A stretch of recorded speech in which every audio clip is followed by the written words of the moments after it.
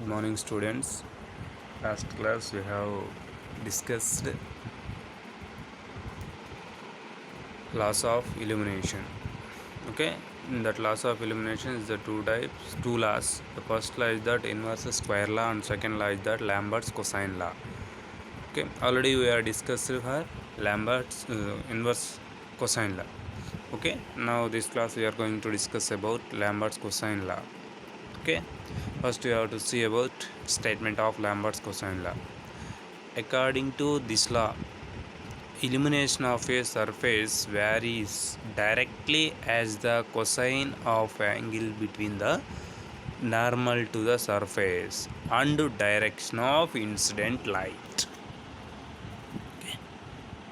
The statement is that any illumination surface is directly the cosine angle between the normal surface and direction of an incident light. That is the statement of an Lambert's cosine law. So that statement is we are discussing in words. That same expression, that same statement we are expressed in mathematical way. That is, E is directly proportional to cos theta, where E is a illumination and cos theta is the cosine angle. Okay, this cosine angle is in two ways. One is normal surface area and second one is then incident surface area. Incident surface area. First one is that if the normal surface area, the illumination value is equal to pi by a, and incident area or incident case, illumination is equal to pi by a into cos theta.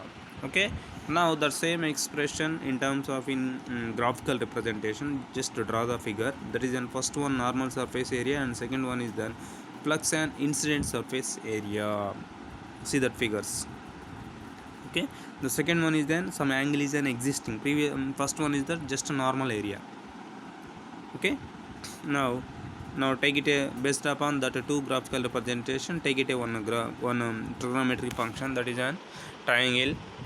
That let see the triangle. Let P be the point of plane surface at a distance d meters. So P is a plane, distance is d from the surface of an light S. So light is to be fixed in one particular position and P is at a plane position, and height is that distance d meters from the surface. Now, according to first law of illumination, illumination at a point P is given by EP is directly proportional to 1 by d square. Already we are discussing inverse cosine law. That is an always the distance. Illumination is inversely proportional to square of that distance. Now here distance is that d. Then at the time the illumination at a point EP is directly proportional to 1 by d square. Okay.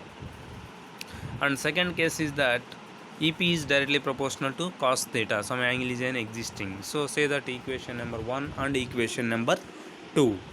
So now from the equations 1 and 2, at the time the resultant function illumination at point P is equal to cos theta by d square.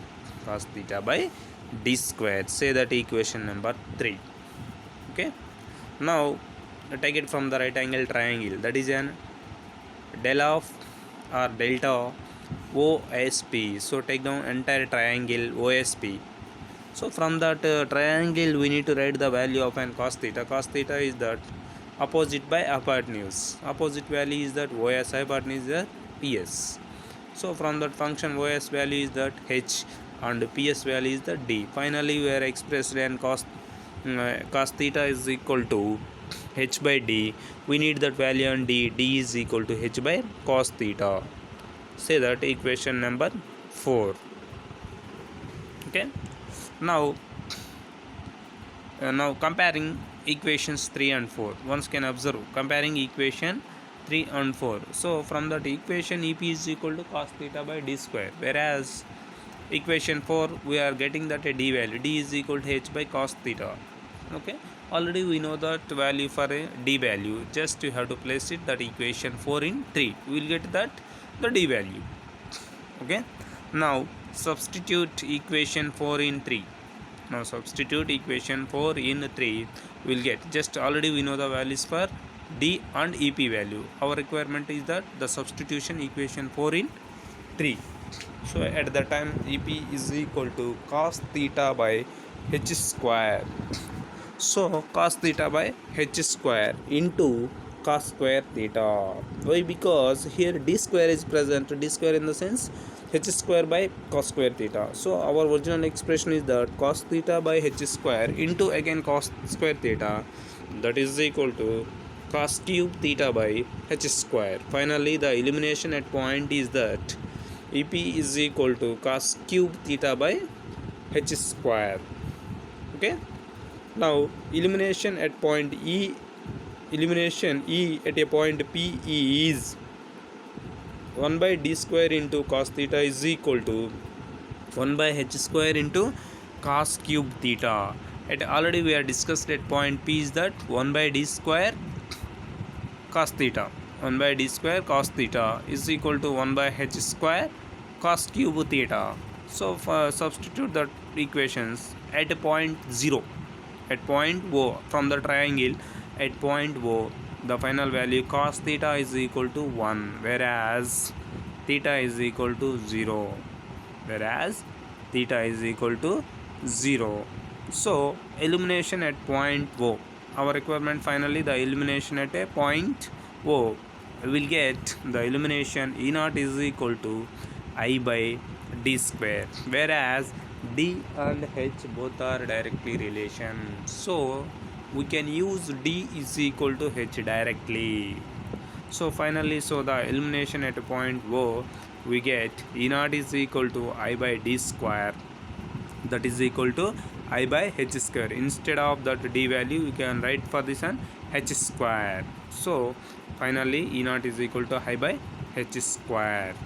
Okay, this is about second law, Lambert's cosine law.